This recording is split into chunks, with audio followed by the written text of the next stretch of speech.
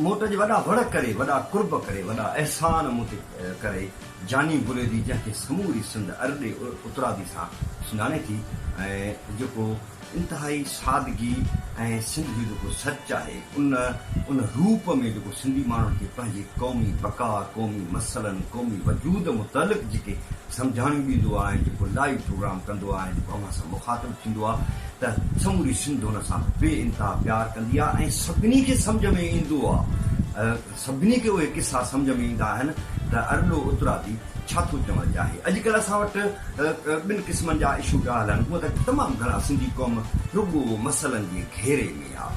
जॾहिं खां वठी 17 फरवरी 1843 खां अंग्रेज़नि जी ग़ुलामी हेठि आई आहे तॾहिं खां मसइलनि जे घेरे में आहे अॼु ताईं।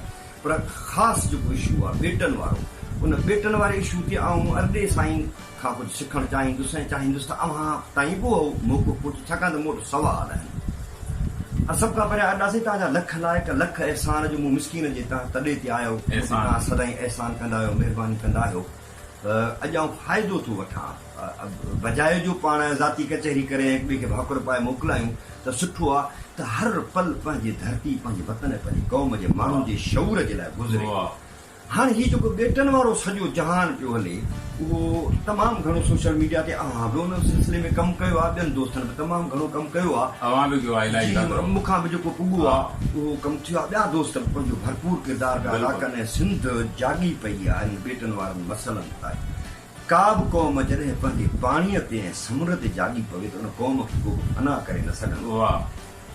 सो असांखे हाणे इहो सम्झाए त इहो ॿेटनि वारो चकर छा आहे। हा, असांजो वंडू हूंदो, असांजे ख़्याल जो हूंदो, जेको तव्हां सां वंडी हूंदा संगत न विया तोसां साथी। इलाही साथरा हुनजा ॿ टे पासा बीहनि था न हिन ॿेटनि वारे मामले जा। सादो था करियूंसि जेकॾहिं त ॿ पासा टे आहिनि। जीअं सामुंडी जेका पट्टी पंहिंजी अचे थी, छटे खां वठी जेका सामुंडी पट्टी वञी बलोचिस्तान वारी में लॻे थी, इहो इन बाबति हिकिड़ो ई त राय सभ खां पहिरियों हीअ रखंदुसि त हिकिड़ो पासो हिननि असां खां तुंहिंजे सवालनि खां पहिरीं ज़ुल्फ़काराबाद जे नाले सां ॾेई ठाहे हिननि हिकिड़ो हिसो खपाए छॾियो आहे। जंहिं रसूल बख्श पली जो चवंदो त ज़ुल्फ़कार नालो फांसी घाट जो रखे छॾियो त माण्हू चवंदो नालो त ज़ुल्फ़कार अथसि न।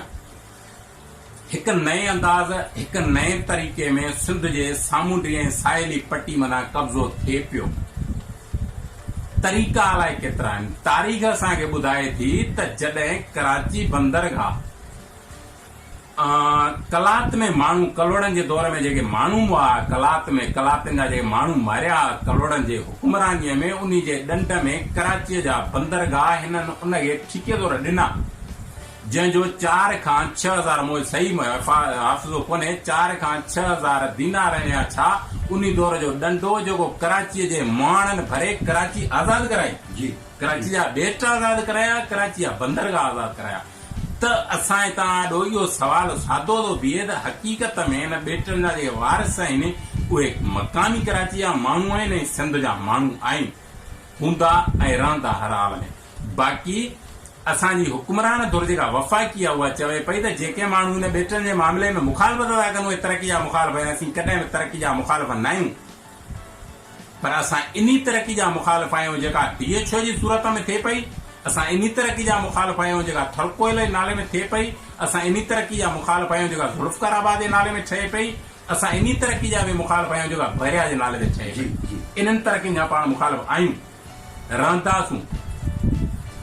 असां कतन कोन था चऊं त तरक़ी न थिए, पर असां ईअं ज़रूर चऊं था त जेका तरक़ी थिए उहा सिंधी माण्हू लाइ थिए, सिंधी अवाम लाइ थिए, सिंधी क़ौम लाइ थिए। बाक़ी जेके अॼु ॾींहं ताईं तरक़ियूं थियूं आहिनि उहे तव्हां ऐं असांजे अखियुनि जे आॾो आहिनि। कोयलो, तेल, गैस या वॾा शहर, इन्हनि में जेका बि तरक़ी थी आहे, इन्वेस्ट जेका बि सरमाएदारनि कई आहे, मक़ामी माण्हुनि खे ऐं हक़ीक़ी धरती जे वारसनि खे उनजो वंड या उनजो हिसो या उन मां जेके नौकिरियूं या घर या ॻोठ जे ठही मिलिया आहिनि उहे तव्हां असांजे आॾो आहिनि। इनजो जवाबु सादो हूंदो त कुझु कोन मिलियो आहे सिंधी माण्हुनि खे। धरती खसी आहे, शहर खसिया आहिनि, ॻोठ खसिया आहिनि, मिलियो कुझु बि कोन्हे। सिंध जी मूं अॻे दफ़े बि चयो त हे सामुंडी ॿेटनि ते वार लतीफ़ साईं जे सुर सामुंडी मथां वार आहे। हे सिंध जे ॿेटनि मथां वार कोन्हे, हे कराची जी परी पट्टी सॼी जेको दरिया जो डेल्टा आहे, जेका तमिर जा वण जे बीठा आहिनि जिन इन अॼु ॾींहं ताईं कराची जे ॿोड़ने या समुंड जे हिसे खे रोकियो आहे, जंहिं इहे ॿेट ठहिया आहिनि उन्हनि सभिनी इहे तबाह पिया कनि। असां कंहिं बि सूरत में कॾहिं बि इन जा हिमायती न आहियूं त वफ़ाक़ी हुकूमत अचे ऐं सिंध जा हिसा विकिणी कंहिं सरमाएदारनि खे ॾेई छॾे ऐं असांखे इहो लॉलीपॉप ॾेई छॾे त तव्हां तरक़ी जा मुखालिफ़, तरक़ी थींदी तव्हांखे बि मिलंदो, कतन कोन थींदी। सिंधी माण्हुनि खे अॼु ॾींहं कोन मिली आहे ऐं असीं इन जा मुखालिफ़ आहियूं, रहंदासूं तेसीं ताईं। तव्हां वारी ॻाल्हि खे फॉलो थो करियां, तेसीं ताईं जेसीं ताईं इन ॿेटनि ते सिंध हुकूमत पंहिंजी बजट मां पाण ख़र्च करे मक़ामी माण्हुनि खे उते घर ॾे, रोज़गार थी ॾे ऐं पोइ उते बाक़ी रोज़गार ऐं सिहत इन्हनि मामलनि में जेकॾहिं पाण बि इन्वेस्ट पैसा करे ऐं उते जेकॾहिं जज़ीरनि ते को बहितर अंदाज़ में ख़र्च करे थी, जेका कमाई ठहे थी तो तव्हां पाण ॾिसो खणे। इन खां बिना कंहिं बि सूरत में ॿेट कंहिं बि माण्हूअ खे न विकिरो करणु ॾींदासूं, न पाण इन जा हिमायती आहियूं, त इन ते तरक़ी थींदी आहे, ॿेट थींदो। असां हाणे मसइलो इहो आहे त 13 साल पीपुल्स पार्टी हुकूमत खे थिया आहिनि। सही हाणे 13 सालनि में पाण ॿेटनि वारी ॻाल्हि खे थोरी देरि जे लाइ पासे था रखूं। 13 सालनि में सिंध जे शहरनि ऐं ॻोठनि में कहिड़ो आसमान किरियो आहे जो हाणे अचे ॿेटनि ते तरक़ी करणी आहे। छो एतबार कयूं? मिसाल तव्हां चयो दादा जेकॾहिं सिंधी माण्हुनि जो उते हिसेदारी हुजे ऐं उन्हनि खे तरक़ी मिले त पोइ त ठीकु आहे, भले तरक़ी थिए, सिंध हुकूमत करे। पर इहा ई सिंध हुकूमत 13 सालनि खां वठी समूरी सिंध जा स्कूल तबाह, ॻोठनि में ड्रेनेज कोन्हे को, ॻोठनि में जेका सीसी ब्लॉक कोन्हनि, ॻोठनि में नंढियूं अस्पतालूं कोन्हनि, वाटर सप्लाई कोन्हे, कुझु बि कोन्हे। तोखे ख़बर आहे त सॼी सिंध घुमंदो आहे, ॻोठनि में वेंदो आहे, त इहे तरक़ी फ्री ॿेटनि ते छो थी थिए, सिंध ते छो नथी थिए? समूरी ॿेट असांजी धरती जो हिसो, पर असांजे धरती जे ॿियनि हिसनि खे छो थो नज़र अंदाज़ कयो वञे, वञी ॿेटनि ते हमरा पेर खोलिया न? साज़िश कहिड़ी आहे? साज़िश सवली आहे, सादी आहे। तो मुल्क खपे, माण्हू न खपनि, धरती खपे थी, वसीला खपनि था, माण्हू न। तो नवां शहर न ॾिण ते हिकिड़ो ॻाल्हि चवंदो आहियां त नवां शहर छो था ठाहियो, पुराणा शहर छो था ठाहे ॾियो असांखे, पुराणा स्कूल दुरुस्त छो था करे ॾियो, पुराणो ड्रेनेज सिस्टम दुरुस्त छो था करे ॾियो। नवां शहर तव्हां वराए ठाहियो था न, जेके ठहियल आहिनि उनखे दुरुस्त करियो न, जेके ठहियल असां वटि ऑलरेडी आहिनि, जेके तारीख़ी माग आहिनि, उन्हनि जा जेका हशर आहिनि उन्हनि खे दुरुस्त करण जी ज़रूरत आहे। सभ खां पहिरीं त इन्हनि में तव्हांजो राइट सुवाल आहे त हिननि ते एतमाद कजे कीअं। अॻु में असांजी आॾो को टाइटल हुजे न हिननि जो त हिननि फिलहाल गेबिदरे मां तेल निकितो, कोहिस्तान मां कोयलो निकिरे पियो या गैस निकिरे पियो या ॿियनि जॻहियुनि ते इलाही सारा सॼी सिंध ते ज़रखेज़ आहे या सॼी सिंध में जेके कुदरती वसीला आहिनि या फितरत जेके अहसान सिंध मथां कया आहिनि, उन्हनि सभिनि मां वाक़ई आहे इहो त मक़ामी माण्हुनि खे कुझु हिननि न ॾिनो आहे, न मिलियो आहे। इहो सचा तारीख़ जो हर दौर में माण्हुनि इन ते ॻाल्हायो आहे, न मिलंदो।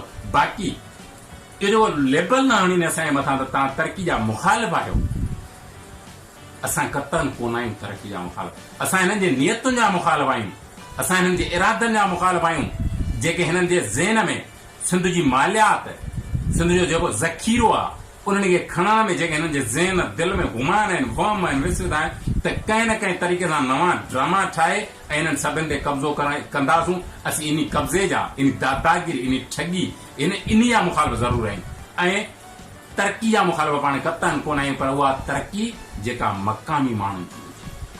हाणे ॿियो जेको मूंखे थो लॻे ऐं अव्हां खां पुछंदुसि त इहो कहिड़ो तरीक़ाकार आहे जो वफ़ाक़ ख़त थो लिखे, मोट में जेको आहे सिंध सरकार उनखे ख़त जो जवाब थी ॾे त बाबा हा भले तव्हांखे असीं ॾियूं था। उनखां पोइ वरी जेको आहे सो बिलावल साहिबु जेको आहे ट्वीट थो करे त असीं हिनखे असेंबलियुनि में इन जे ख़िलाफ़ तमामु घणो ॻाल्हाईंदासीं ऐं हीअं कंदासीं। पोइ वरी सुबुह जेको आहे सो ख़त थो लिखे। इहा जेका ख़त किताबत आहे असांजे आइन जे आर्टिकल 172(1)(2) तहत 172 आहे या 142 आहे, मूंखे एग्ज़ैक्ट यादि कोन्हे, त उन तहत सिंध असेंबली खे हिकिड़ो नंढिड़ो रेज़ोल्यूशन पास करणो आहे त बाबा असां हिन सदारती ऑर्डिनेंस खे ख़तमु था करियूं। उहो छो न पई करे पीपुल्स पार्टी? छा इहो ड्रामो त न आहे त पीपुल्स पार्टी हथ सां या लिख पढ़ करे, छाकाणि त हुननि सिंध जी का ख़िदमत कई कोन्हे का, उनखां पोइ वरी इनखे कैंसिल कराए सिंध खां हमदर्दी वठंदा, या वरी वफ़ाक़ सां को ॻठ जोड़ा, या वरी करप्शन कई अथनि, जेल वेठा था ॾिसनि, जेल मां पाण खे आजो कराइणो आहे, या खेनि वफ़ाक़ी इक़्तिदार में को आसरो मिलियो आहे जो सिंध धरती जा ॿेट बि खपाइण लाइ तयारु थी वेठा आहिनि। छा थो सम्झी? सही, ज़बरदस्त आहे। इन ॿ टे पासा था बीह आहिनि ॻाल्हि जा। हिकिड़ी राय हीअ पई हले त 2013 ऐं 2006 में ॿेटनि वारे मामले ते पहिरीं बि बहस थी चुको आहे, इन ते अवामी प्रेशर बि आयो। हिकिड़ो पासो इन जो इहा त छा सिंध हुकूमत इहे पाण ॿेटनि वारे मामले जो ड्रामो त न कयो आहे, त वफ़ाक़ी हुकूमत जे ख़िलाफ़ हिकिड़ो प्रेशर थिए, नफ़रत थिए ऐं हिननि जूं हराम पायूं, हिननि जूं ठगियूं, हिननि जी करप्शन लिके सिंध जो माण्हू हिननि सां जुड़े। हिकिड़ो पासो इहो आहे। हिकिड़ो पासो इहो आहे त छा इहो ड्रामो वफ़ाक़ी हुकूमत त न रचायो आहे त जीअं पीपल्स पार्टी पाण इन हिमायती ज़रदारी साहब जे दौर में हिननि इहे ॿेट ॾिना पए, जंहिं कंपनी खे हिननि ॾिना उन कंपनी खे लॉस थियो, उन कंपनी मोटाए पाण पेर खोड़िया आहिनि ऐं कंपनी वराए हुन स्टेट उन ते ख़र्च करे पई। त छा इहो ड्रामो वफ़ाक़ी हुकूमत न कयो आहे, जेको हमदर्दी सिंध हुकूमत सां माण्हुनि जी जुड़ी आहे या थोरी घणी आहे, इहा टोड़ियूं। पर इहे ॿई पासा वरी बि त इन ते था बीहनि न, त हिननि खे पंहिंजो इक़्तिदार बचाइणो आहे, पंहिंजी करप्शन बचाइणी आहे, पाण बचाइणो आहे, पंहिंजो हिसोपति ॻंढणो आहे, पंहिंजो हिसोपति इन मां वठणो आहे। असां त हिन ॿिन्ही सां बदिल कोन आहियूं न, असां हिननि जा हिमायती ॿिन्ही जा इन ॿेटनि वारे मामले ते कोन आहियूं न। असां हिमायती आहियूं सिंधी क़ौम जा, असां हिमायती आहियूं सिंध जे अबोझ माण्हुनि जा, असां हिमायती आहियूं उते जे मक़ामी माण्हुनि जा। त जेकॾहिं इन ते इन्वेस्ट थिए थी या इन्वेस्ट कनि पिया, इहो तव्हांजो राइट आहे, त भई ख़त किताब लिखण जी कहिड़ी ज़रूरत आहे? असेंबली तव्हांजी आहे, अक्सीरियत तव्हांजी आहे, सिंध असेंबली रद्द करे हुनखे। ॿियो आइन में इहो कोन्हे को त हिकिड़ो सदर वेही मुल्क तव्हां अचे तव्हां वटि हिकिड़ो सरमाएदार आहे, तव्हां तय करे हिकिड़ो हिसो धरती जो खपाए हुनखे ॾेई छॾियो, ईअं कोन्हे। इहो मुतालबो सिंधी क़ौम जो तव्हां सां समेत हिन सिंध हुकूमत खां आहे त असेंबली में वेहो, ॻाल्हायो ऐं असेंबली में वेही इन खे रद्द करियो। असां तव्हांजे हिमायती इन मामले ते तव्हां छा था सम्झो त हिकिड़े तवील ख़ौफ़ वारी जेका हालत रियासत पैदा कई सिंध अंदरि ऐं जेका अञा ताईं उन में मसरूफ़ आहे, त उन खां पोइ मुख़्तलिफ़ पार्टियुनि तरफ़ां जेको ॿेटनि जे मामले ते या जेको कराची जे लाइ जेके ख़बरूं पियूं थियनि, उन हवाले सां जेको मुतहरिक थी आहे सिंधी क़ौम, त तव्हां मुस्तक़बिल में छा पिया ॾिसो त छा थियण वारो आहे? सिंधी क़ौम पंहिंजे वसीलनि, पंहिंजे धरती ऐं पंहिंजे धरती जी बका जे लाइ का जंग विढ़ंदी? वाह वाह वाह वाह, माउ चवंदो त तव्हां दुश्मन ते हमिलो न करियो, तयारी करियो, दुश्मन तव्हांखे पाण गेप ॾींदो, जॻह ॾींदो, धकणो सां हमिलो करियो, भुल में या जाणी वाणी। सिंधी क़ौम वटि जेको प्यार आहे लतीफ़ सां या धरती सां, मेरो थियो आहे, थोरो तुलतुलो थियो, डप उन मथां मिटी चाढ़ी, गुम कोन थियो। इन करे हे जेको ॿेटनि वारो मामिलो आहे या जेको जीअं फितरत सां प्यार वारो मामिलो आहे, दरिया सां या समुंड सां, त सिंध में जेके बि सियासी पार्टियूं आहिनि, जेको शऊर आहे सिंध जो, जेको नौजवान आहे सिंध जो, जेको पढ़ियो लिखियो माण्हू सिंध जो वेठो आहे, उन्हीअ खे इहो मौक़ो मिलियो आहे त हिन मामले ते ॻाल्हाए थो, गॾु थो थिए, जुड़े थो ऐं तव्हांजी ॻाल्हि जो पासो वठंदे आहियां, चवां थो त मुस्तक़बिल लाइ सिंधी माण्हू खे हिकिड़ो उत्साह थो मिले, सिंधी माण्हू वटि हिकिड़ो प्रेशर जेको हो उहो ॿाहिरि थो कढे, नफ़रत खे ॿाहिरि ज़ाहिर थो करे, मुतहद थियण जी कोशिशि थो करे, बग़ैर सियासी पार्टियुनि जे, बग़ैर कंहिं फ़िरक़नि इन्हनि जे मुतवजो पंहिंजो पाण में ठहे थो। तव्हां असां जहिड़ा जेके फ़क़ीर माण्हू उहे इन मामले ते ॻाल्हाइनि था ऐं माण्हुनि खे कोशिशि कनि पिया त गॾु थियनि ऐं अॻियां मूंखे बहितरी ॾिसण में अचे थी, क़ौम मुतहद थींदी, पंहिंजे वसीलनि, पंहिंजे क़ौमी खज़ाना जेके फितरत हिन खे ॾिना आहिनि उन जी मालिकी करण लाइ मुतहद थींदी, गॾु थींदी ऐं अॻे पासे दुश्मन जे इन्हनि चालनि खे सम्झंदे हुनखे नुक़सानु ॾियण जी कोशिशि कंदी। मुंहिंजी सम्झ में